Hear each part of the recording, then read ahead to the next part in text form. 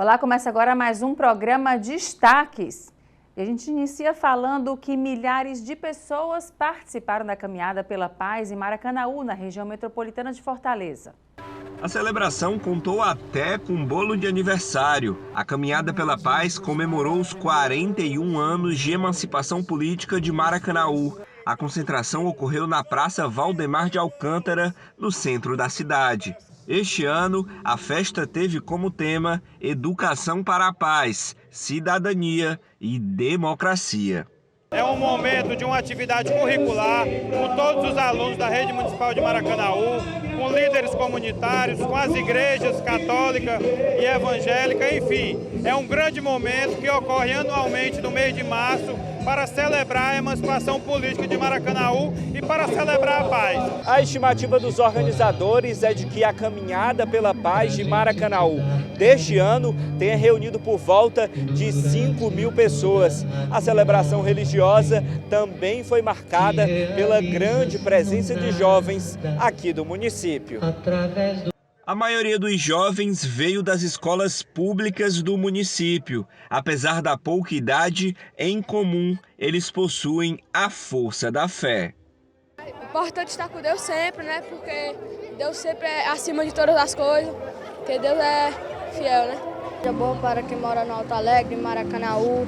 Essa caminhada da paz traz uma grande felicidade para quem vê e para nós alunos. Incentivar o povo, né, a paz e o amor pelo Maracanaú. Além do centro, a terceira edição da Caminhada pela Paz percorreu as ruas do bairro Gereissati 1. A música ficou por conta do cantor Paulo Benevides. É um movimento que é suprapartidário, de todos os movimentos, porque a paz ela é inerente de cada um. Todo mundo, no fundo, quer a paz para si, na sua casa, na sua família e na sua cidade.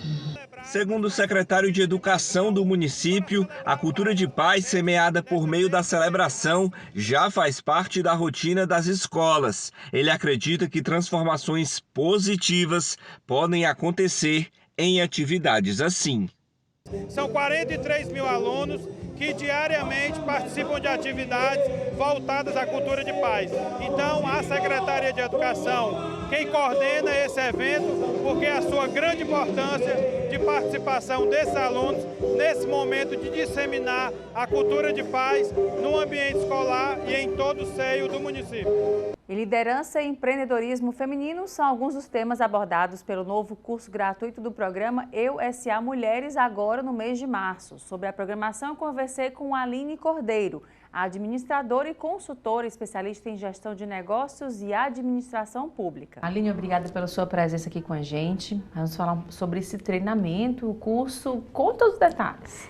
Na verdade, estamos aqui para divulgar a continuidade da capacitação para mulheres de negócios, promovido pelo programa Eu SA Mulheres, com apoio do Museu da Fotografia Fortaleza.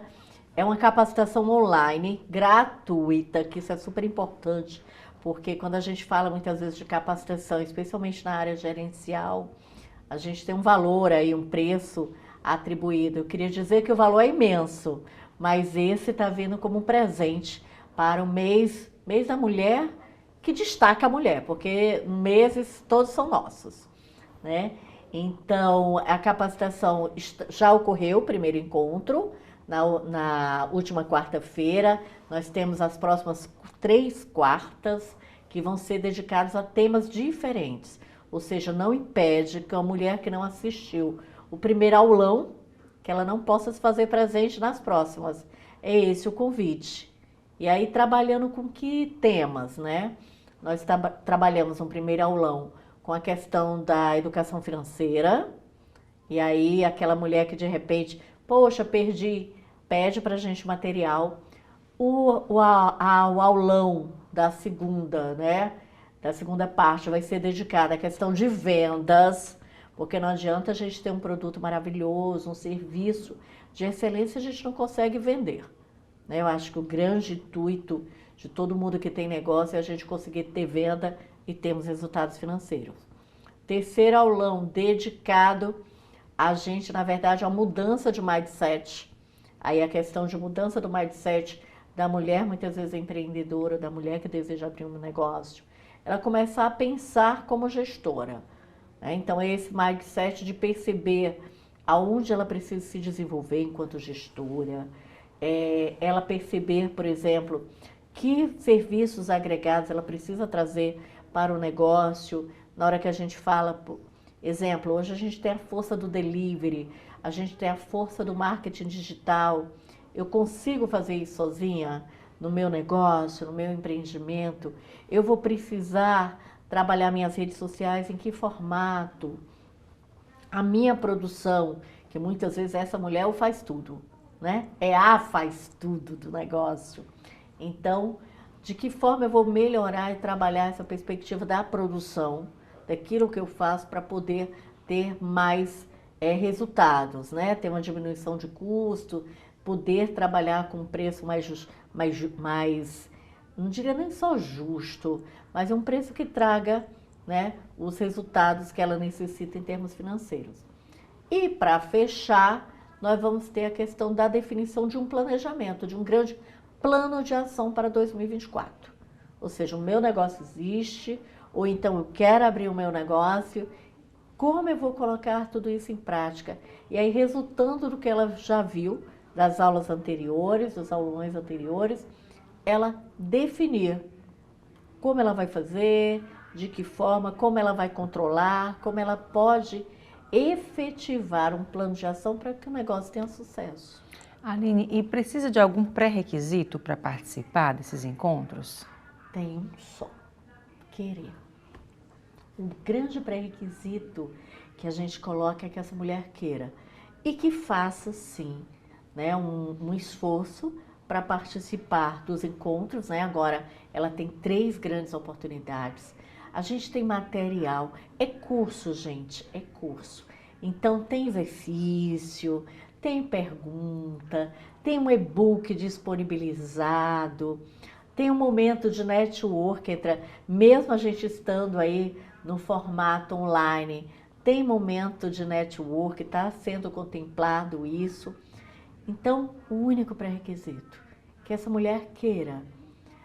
Tenho dificuldade de compreender alguma fala, algum termo técnico da área da gestão. Que bom que você tem, né? Que bom, porque aí a gente vai buscar te responder, a gente vai buscar te atender para que teu negócio prospere. Aline, falando sobre a mulher gestora, né? A gente já é, digamos assim, gestora, né? A sociedade já nos impõe a gestão desde pequenininhas, né? Para cuidar da casa, cuidar do boneca, né? Enfim, tudo aquilo já é, digamos, uma gestão, né? De forma mais bem, digamos assim, inocente ou não tão assim, né? Mas já é uma gestão, né? Como é que a gente trabalha esse olhar da mulher de gestora para além do que a gente já é obrigada a fazer da sociedade que coloca a gente? É casa, é filho, é família, enfim. Como olhar para a empresa, né? Como parar um pouco desses pratos que a gente equilibra para poder olhar para essa empresa. E para o nosso negócio, o nosso sonho, negócio, né? de verdade.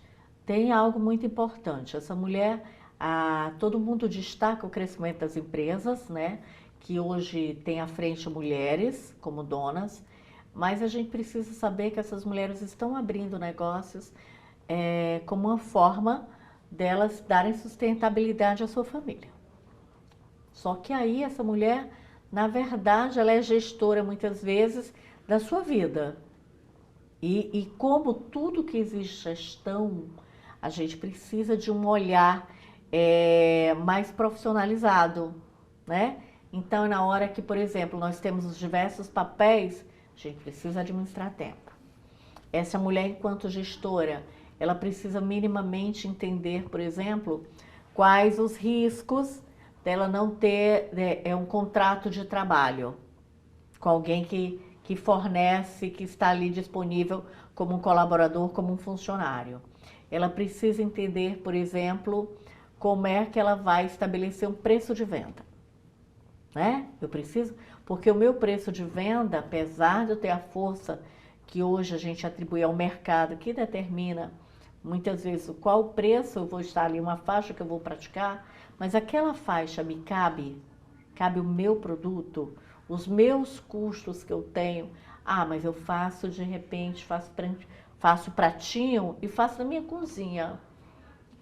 Mas eu te pergunto, o gás que essa mulher consumia para a atividade doméstica, o consumo desse gás, o consumo dessa energia, dos condimentos, é completamente diferente do que é exigido hoje em dia. Né? Quando ela passa a utilizar aquele espaço de casa. E qual o teu planejamento para poder teu negócio crescer? Aí eu pergunto muitas vezes, quanto é que você tira do teu negócio? Muitas vezes essa mulher que está começando, ou às vezes não, sabia, Elaine? A gente tem mulheres que já estão com o negócio há 2 anos, graças a Deus, que elas já passaram daquele período que é crucial de sobrevivência do negócio, né? Que a gente tem esse apontamento. E se eu perguntar, e aí, teu negócio fatura quanto? Tem de lucro quanto? E a gente tem uma dificuldade tremenda nessa resposta. A gente, por exemplo, se depara com, olha, eu consigo pagar minhas contas. E tuas contas do teu negócio representam quanto? Então, quando a gente fala desses desafios da gestora, são desafios para ela se apropriar realmente. Vamos falar em termos das principais grupos de funções da gestão, a gente falaria aqui da questão da gestão financeira, da gestão de produção, da gestão de pessoas, da sua gestão comercial e marketing, né? E a gestão administrativa, que aí entra planejamento de metas, meu planejamento de inovação, né? Como é que eu vou inovar? Que aí está ligado à produção. O que um concorrente que pode ser maior está fazendo hoje que eu possa olhar e trazer? Então, quando, por exemplo, é a aula que vai falar de mindset de crescimento, é a gente perceber que onde eu estou hoje, não necessariamente é onde essa mulher empreendedora vai permanecer, né? E olhar para esse mercado, fazer essa virada de chave para ela ser gestora é essencial. Como é que está esse olhar também aqui no estado do Ceará, assim, comparado ao Brasil como um todo? Você que é especialista da área, como é que tem sido esse olhar das mulheres daqui, né? Nós tivemos um crescimento extraordinário. Agora, nós não temos ainda dados de 2024, né? Os dados, assim, a gente tem alguns comparativos, tipo, janeiro de 2024 com janeiro de 2023, né? A gente continua num crescente, né, de abertura de negócios, a própria junta comercial aponta isso. Então, mulheres abrindo negócios e o resultado, vamos colocar pós-pandemia, eu diria que 24 é um ano que a gente começa a saber, aí sim nós vamos ver se essa coisa do período dos 2 anos de abertura, desses negócios abertos por mulheres, se eles conseguiram sobreviver.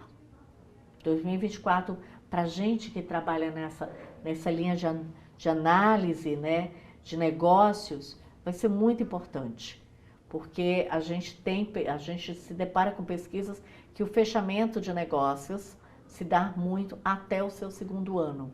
Então, a gente teria aqui 2024, né, como um ano extremamente importante para saber. E aí, mulheres que abriram negócio, estamos sobrevivendo com eles? Esses negócios a gente conseguiu alavancar? Então, esse é um desafio. Outra coisa importante, apesar da abertura desses negócios, eles permanecem numa característica muito próxima ao que nós já temos no mercado. Eles vieram fortalecer algumas áreas. O que precisa também a gente despertar para a necessidade dessas áreas ditas mais convencionais de atuação das mulheres, a gente trazer inovação. Nós continuamos tendo uma presença muito forte na área da higiene e beleza. Aí nós temos os salões, as manicures, né? O pessoal faz toda essa parte da estética também, saúde e beleza. Vamos ter a área da moda e acessórios. Aí nós temos a presença da confecção, que sempre é muito forte no nosso estado, mas eu pergunto, como eu posso inovar na confecção? Não ser o mais do mesmo, né? Para não ficar né? A gente tem que ter esse cuidado muito grande. A gente aqui, por exemplo, alimentação. O que eu posso fazer, por exemplo, no ramo de alimentação, para não ser mais uma, quero trabalhar com quentinhas. Por que a gente não pensa na quentinha fit? Por que eu não penso, de repente, em produtos que possam trabalhar com os intolerantes, né? Que hoje são uma gama de pessoas que têm se descoberto que são intolerantes a tantas coisas. Ou veganos. Ou né? veganos. Por que a gente, de repente, não trabalha com isso? E começa, de repente, já temos, mas por que eu não posso começar a investigar? Por exemplo, tem uma colega maravilhosa que ela hoje tem uma startup de desenvolvimento de alimentação para dogs, né? Ela faz, na verdade, tudo isso extremamente preparado, né? Com nutricionistas que estão estudando e tem trabalhado. Então, assim, é um leque, né, dentro dessa abertura de negócio, mas que a gente precisa obrigatoriamente partir para buscar diferenciais. Aline, então, para quem está assistindo, para poder anotar direitinho aí, deixa o teu recado para participar dos próximos, né? Que vão acontecer todas as quartas de março, né? Todas as quartas de março, de 19h30 às 21h30, tá? O meu povo do escritório diz que 21h30, eu estou prometendo para todo mundo, mas dizem que eu vou passar disso. Então, assim, 21h30, tá? Mas a inscrição está na bio, né, do Instagram do Eu-SA Mulheres, na bio do Museu da Fotografia Fortaleza, tá também na minha bio, Aline Cordeiro, e pelo WhatsApp, o 85, nosso DDD, né, 98953-2400, e aí eu sei que o programa tem uma imensidão de pessoas que assistem. Gente, se é online, pode ser do Brasil inteiro. Tá? Então você mulher empreendedora, você que está com dúvidas, que quer ter pé no chão para fazer o teu negócio acontecer, participa da capacitação. E agora é o intervalo, a gente volta em instantes com mais destaques.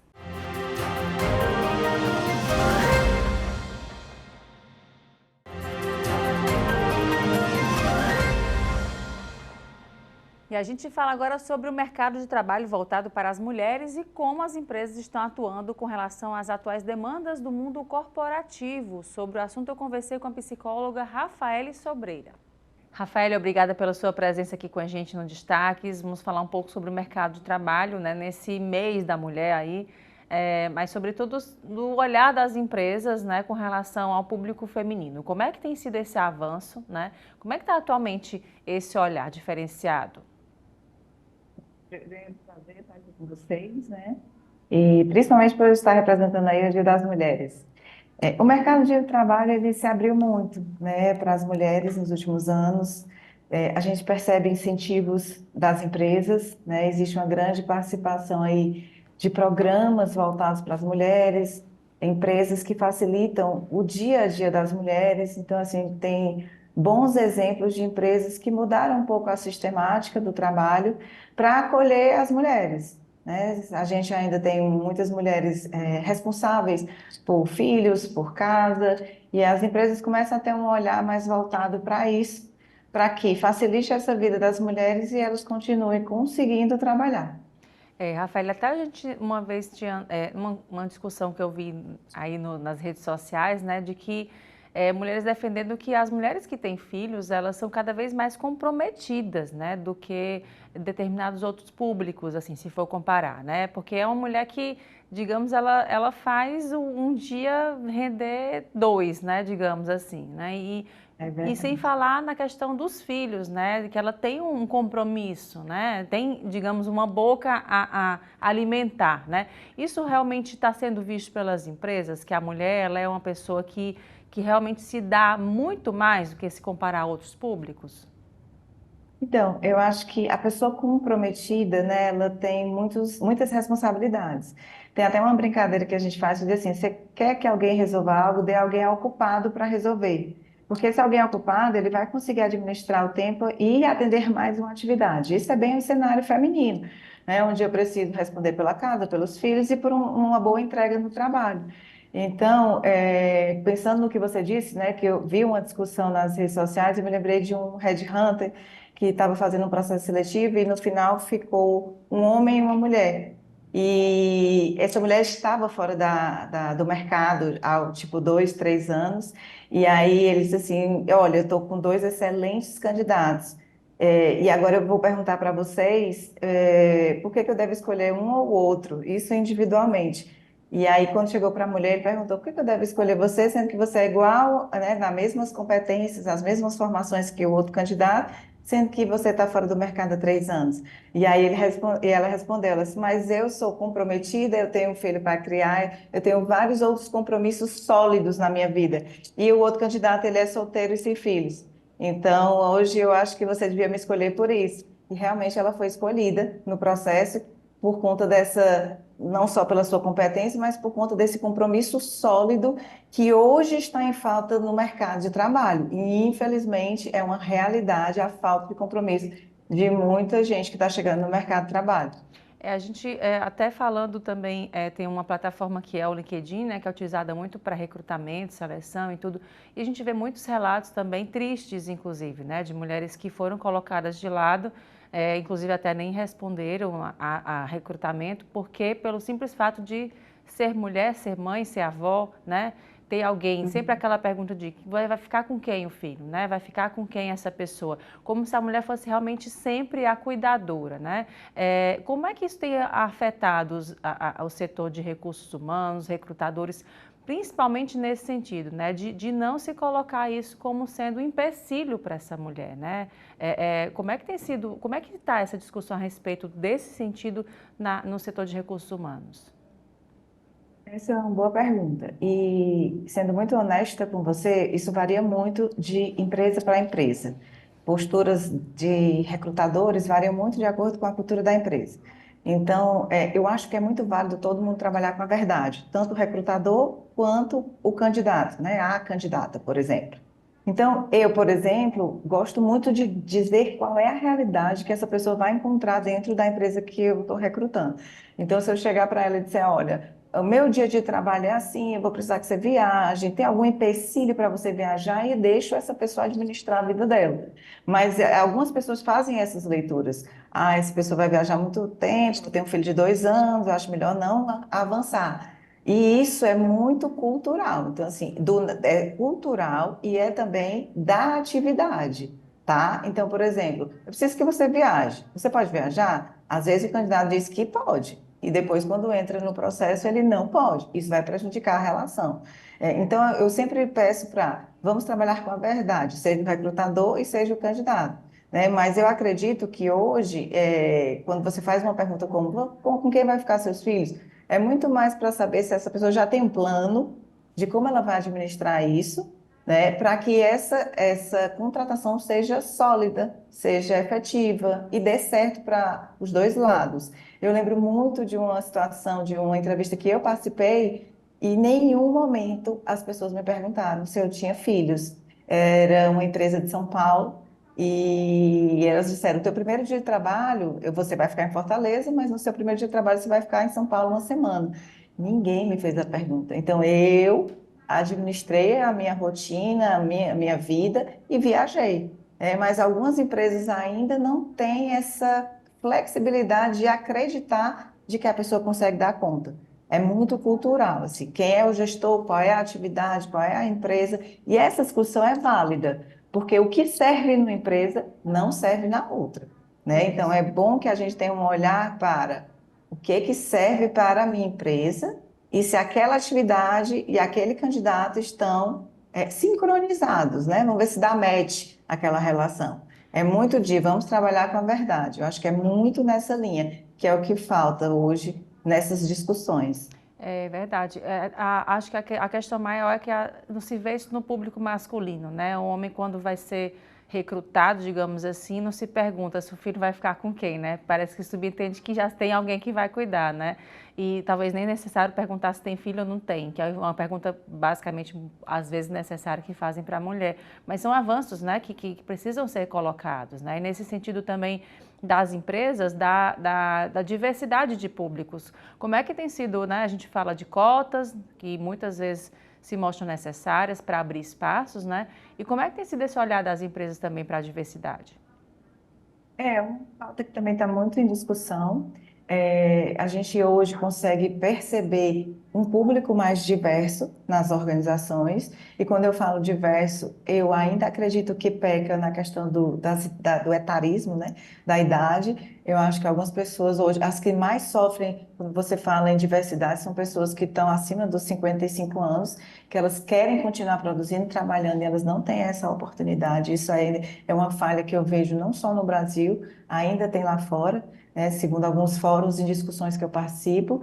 Essa é uma das maiores dores. Eu acho que as mulheres já conquistaram muito espaço. Hoje a questão da turma, né, LGBTQIA+, eles também têm espaço já dentro das organizações, as pessoas estão trabalhando, pensando no que eles entregam, nas competências que as pessoas podem agregar. Eu acho que está muito nessa linha. O que eu mais sinto hoje é mesmo a questão do etarismo, né? Eu vejo que as pessoas ainda têm dificuldade de voltar para o mercado de trabalho depois de uma certa idade.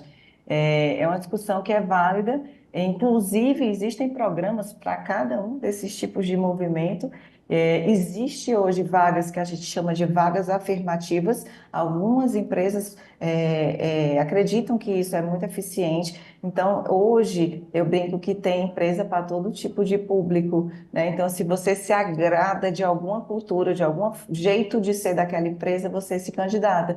E outras você já exclui e não quer participar. Por quê? Porque ela não tem os mesmos valores que você. Então, hoje é muito nessa pegada, assim. Tem gente que procura alguns tipos de empresa e outras. Então, é muito de onde eu quero trabalhar hoje, vou me aplicar para que vagas, quais são os programas que aquela empresa hoje tem que me agradam, qual é o estilo de trabalho, e aí tem aquelas outras questões, né? Home office, híbrido e assim por diante. Mas hoje eu acho que essas pautas em discussões, elas são válidas para a gente entender o que a gente quer dentro da empresa e o que a gente não quer. Pois é, você fala num ponto importante muito dessa geração nova agora, né, que é aquela que está demitindo o empresário, né, que é aquela pessoa que, né, o pessoal fala assim, eu não quero estar trabalhando nessa empresa, não visto essa camisa, eu não quero receber esse salário, eu não quero trabalhar dessa forma, né. É diferente, né, é um patamar, é um cenário diferente, né, porque a gente sempre entendeu o outro lado, né, assim, de eu vou esperar ser admitido, né. Mas é o contrário agora, eu vou demitir o empresário, a empresária, né? Enfim, quem é que está recrutando. Como é que as empresas têm se mostrado nesse sentido, nesse novo cenário, né? Da turma jovem que está chegando e está dizendo assim, olha, não é bem assim, né? Isso é interessante. Eu dou aula na pós-graduação também. E aí eu começo sempre explicando as diferenças e as mudanças no mercado de trabalho. Então, logo depois da Revolução Industrial, né, na segunda Revolução Industrial, as empresas escolhiam com quem elas queriam trabalhar, quem elas iam colocar para dentro. E com o passar do tempo, a coisa mudou. Então, hoje as pessoas olham para as empresas e pensam, nossa, essas são as empresas do meu sonho. E essas não são, né, de acordo com os meus valores. E eu acredito que é uma discussão boa, porque as empresas começaram a pensar o seguinte: qual é a geração que está disponível no mercado de trabalho hoje? Opa, é a turma aí de 26, 27 anos de idade. Essa é a turma que está na maior parte no mercado, entrando no mercado de trabalho, produzindo, entregando.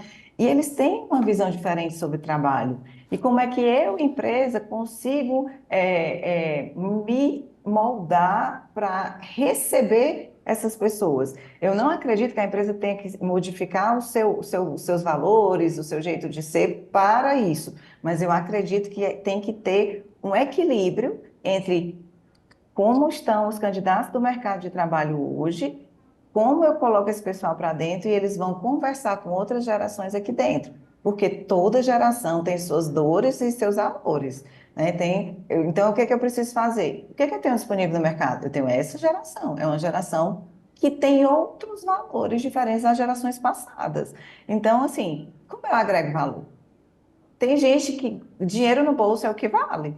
Tem gente que quer trabalhar por um propósito. Que propósito é esse? Olha, eu faço parte de algo maior, eu entrego nessa empresa um projeto que muda a vida das pessoas, isso aqui facilita o mercado financeiro, isso aqui facilita o social. Então, isso deve ser pensado. Eu não acredito que, eu vou mudar toda a minha empresa para agradar uma geração. Não é assim, mas eu preciso olhar para essa geração, olhar para dentro de casa e pensar como eu faço para equilibrar essas duas coisas. O que que essa turma tem para me dizer? Eu quero ouvir e o que eu ouvi dessa turma, o que que eu posso aplicar e o que que eu vou rechaçar? Eu acho que essa é a riqueza da discussão. É eu escutar essa nova geração, entender o que é que faz sentido e tentar deixar isso equilibrar dentro do meu negócio. Porque essa turma é a turma que está no mercado de trabalho. Você não tem como fugir, né? Então, num momento ou outro, você vai contratar essas pessoas. E aí? Você vai ter um conflito de graça dentro da sua empresa ou você pode fazer leituras e realinhamentos internos. Hoje eu estou numa empresa na verdade são duas, uma comprou a outra, mas que começou como startup. Então você imagina a cabeça das pessoas de startup, completamente diferente de empresa de indústria pesada. Então a gente faz releituras do ambiente do mercado de trabalho para que a gente consiga ter uma boa convivência e dessa boa convivência, um bom ambiente de trabalho e obviamente isso reflete na produção das pessoas dentro do negócio.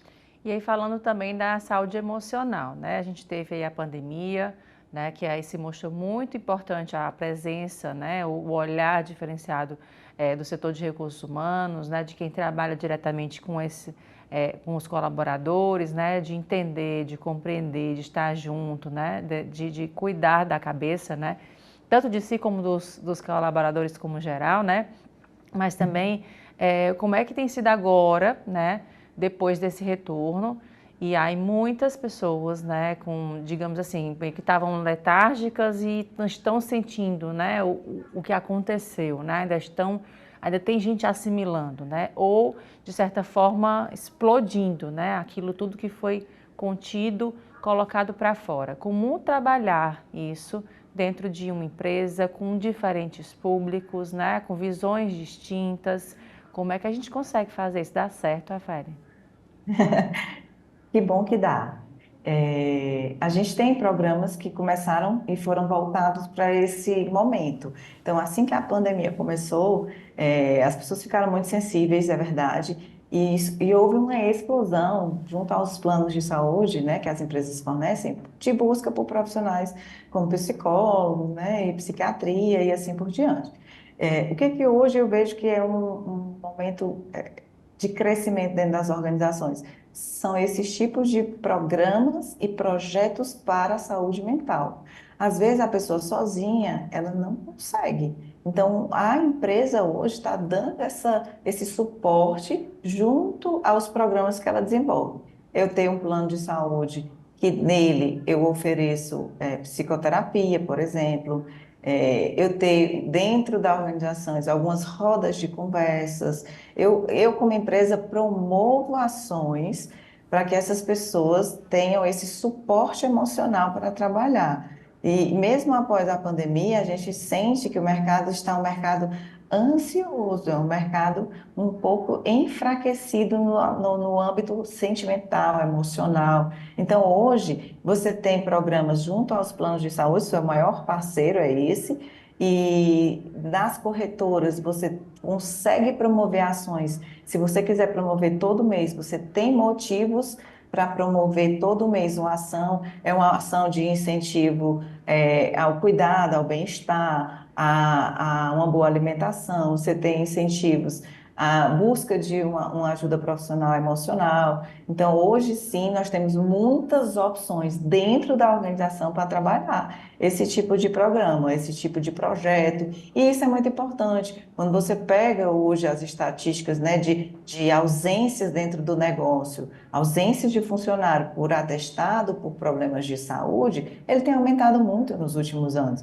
E ainda é algo subjetivo, uma análise de quanto tempo essa pessoa precisa para se recuperar. Então é um dado novo para muita gente, mas a gente já consegue ter ações, promoções de ações voltadas para a saúde do colaborador, através desses parceiros, que hoje toda empresa basicamente tem uma ajuda, tem um parceiro, tem um plano de saúde à disposição, e nele essas ações, elas são muito bem-vindas, né? Bem-vindas a gente trazer para dentro do negócio palestras, incentivos a bem-estar, programas de emagrecimento, tudo isso está à disposição. As pessoas precisam dar o primeiro passo, que é buscar aquela ajuda, né? E o resto a gente corre atrás de ajudar. É isso, Rafael, muito obrigada pela conversa, sempre bem esclarecedora aí sobre todos os aspectos, né? Muito obrigada, até a próxima.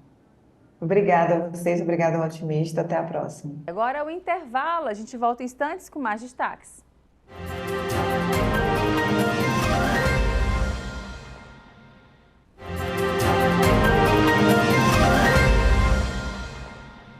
E a FIEC acaba de entregar um novo equipamento muito importante para o setor de energias renováveis do nosso estado. O local é um grande centro de formação nas mais diversas áreas da tão importante transição energética que o nosso país precisa.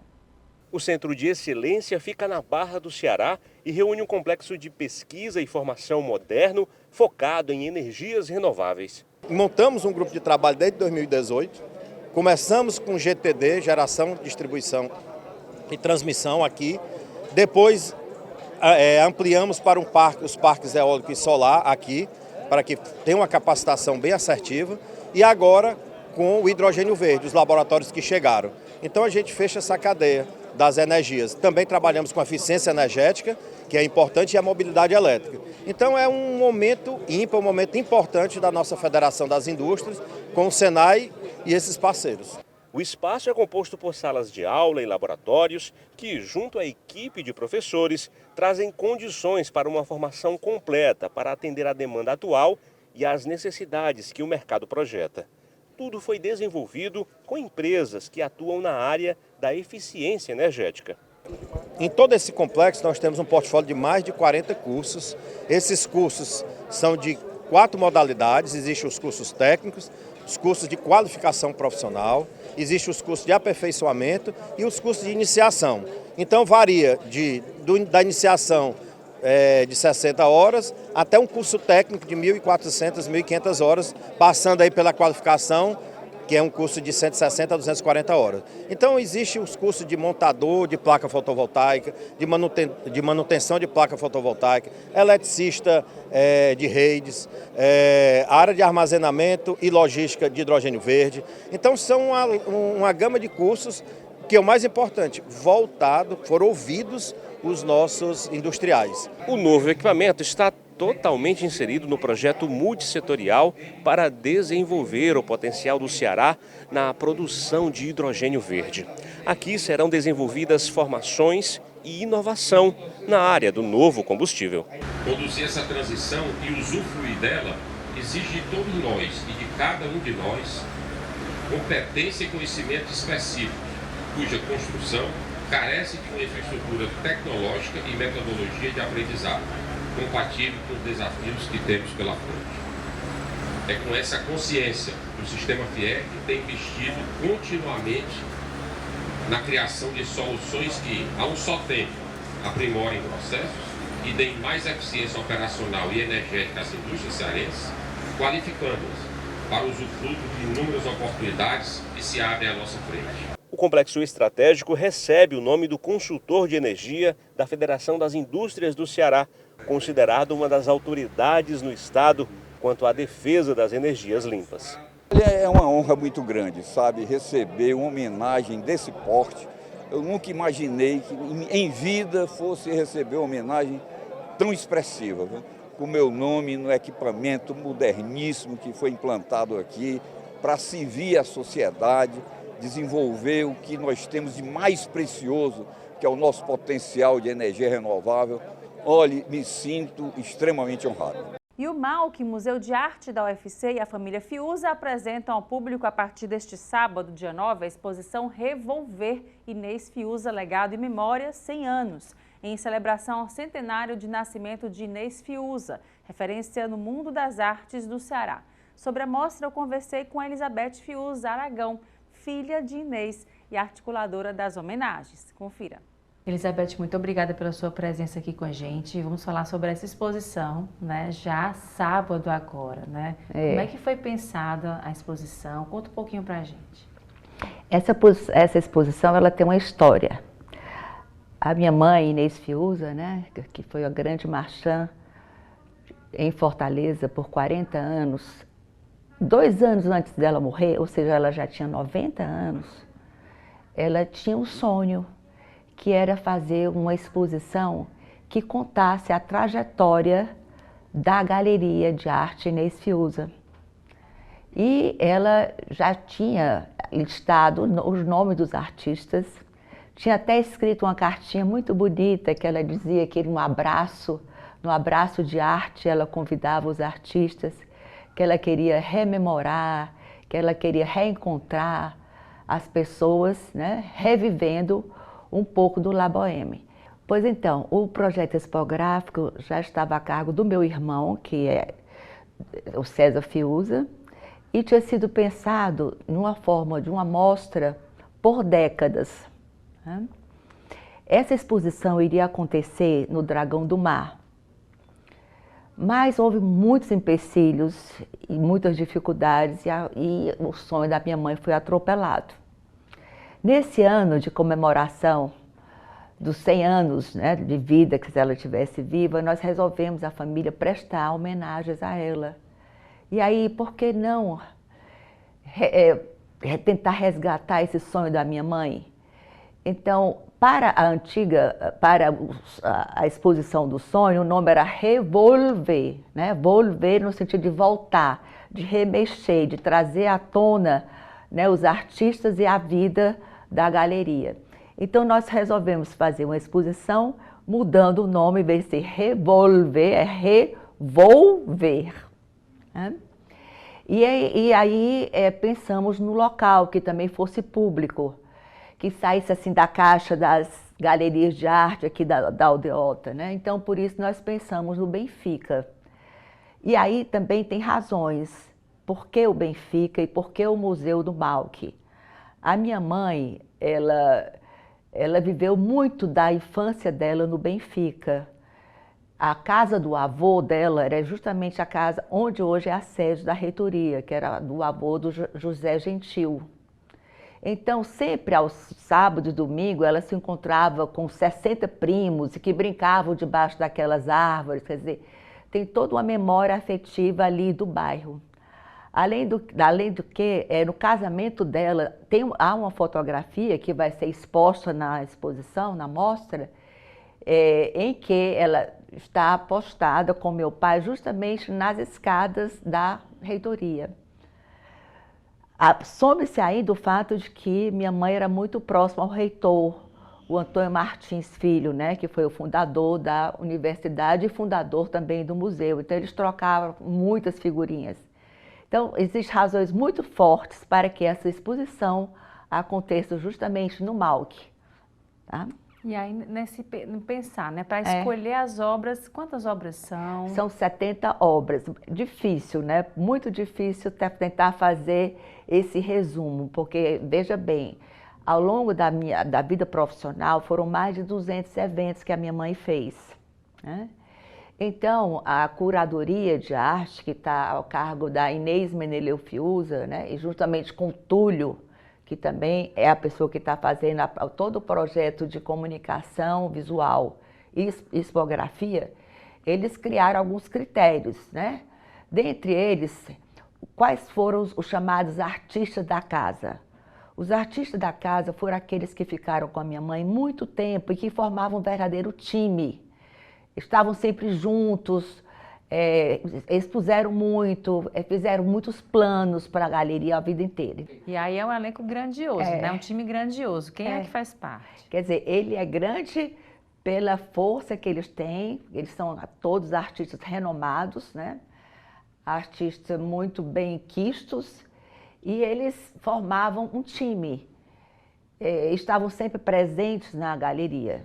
São eles, vou dizer os nomes: Roberto Galvão, Zé Guedes, Ascal, Sérgio Lima, Zé Mesquita e Maurício Caos.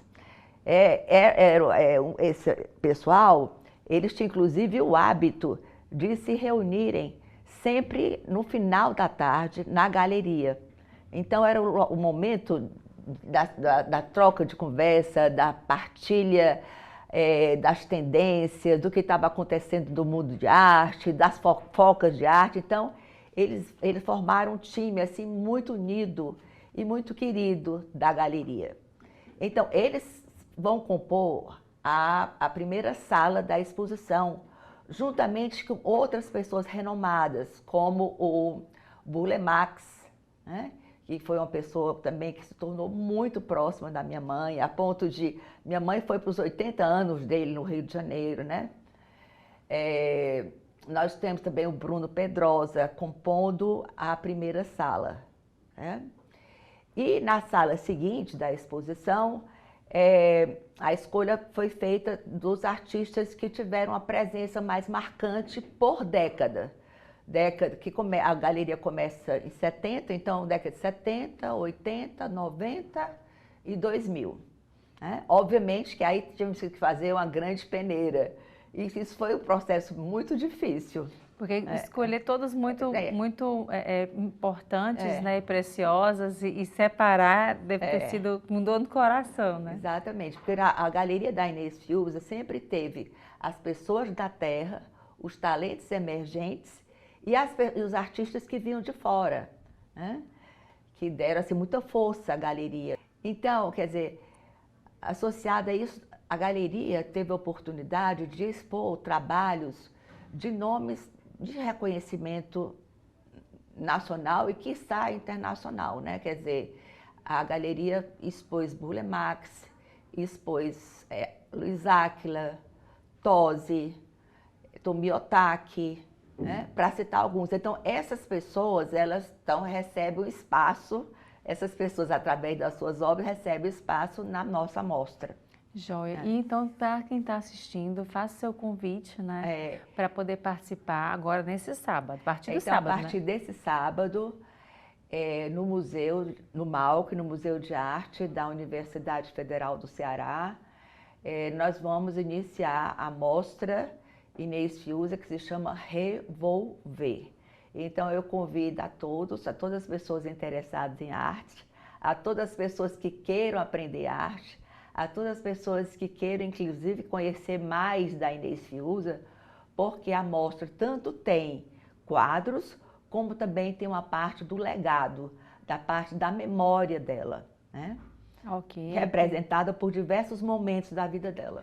E imperdível, né? Vai até quando a exposição? Essa exposição vai até o dia 3 de maio. Dá tempo de ver. Dá tempo de ver. Então, a gente quer reunir, inclusive, os estudantes, os jovens, né? As pessoas que não conheceram a Inês Fiuza, para que eles possam compreender o legado dela, a contribuição que ela deu para a cidade, para a cultura e para a arte no Ceará. E o Destaques fica por aqui com essa super dica imperdível. Obrigada pela sua companhia e até o próximo programa.